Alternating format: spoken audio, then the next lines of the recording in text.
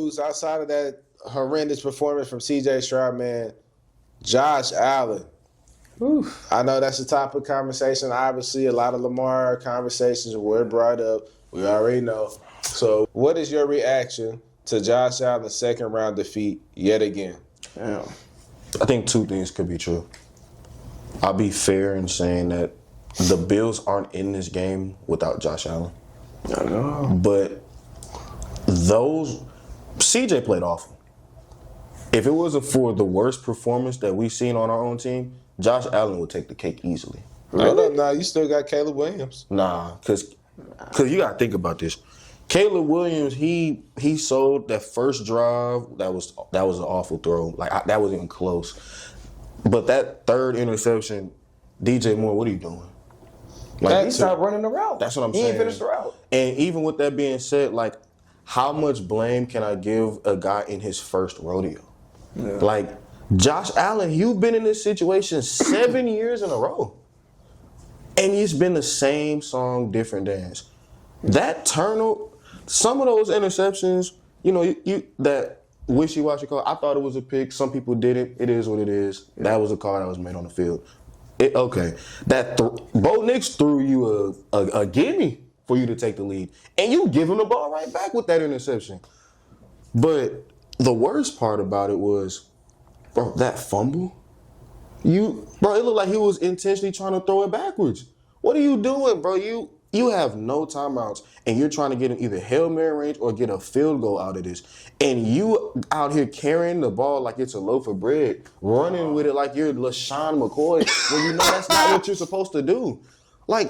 At a certain point in time, we got to call a spade a spade. I've been talking about Crazy 8 and Lamar Jackson comparisons to Josh Allen for a reason, because I can't concede Josh being able to play the best football of the last few years when he consistently does stuff like this.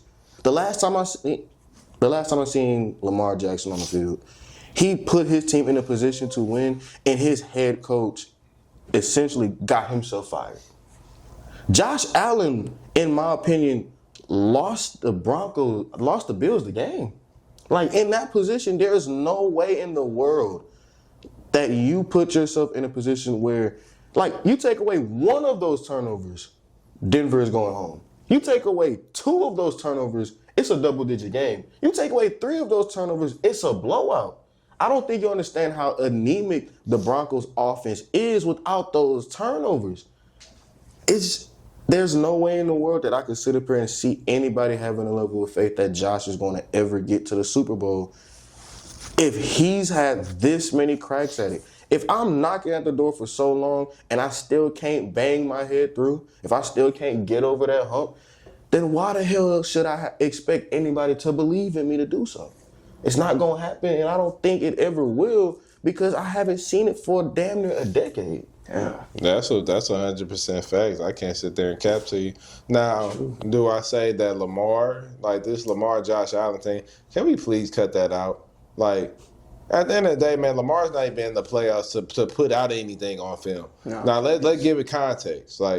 Lamar, I know he missed some time. He was injured and all that stuff. I'll get to Josh Allen in a second. But it's not like we just haven't seen Lamar Jackson in the playoffs. And it's not like we just haven't seen Josh Allen have good playoff moments. Lamar Jackson, what was his best playoff moment? Last year, coming back from the Bills after he threw a detrimental pick. And then Mark Andrews gets the blame because he drops the pass. But in reality, it's things that Lamar Jackson could have cleaned up on his end in order to win that game. But Josh Allen, that was a horrific moment that he had. That interception, the first interception, not the second one. The second one, obviously, Brandon, because you got to catch that ball. That's why he was crying. But that first pick was unacceptable. You can't throw that pass. That was, the offense is humming.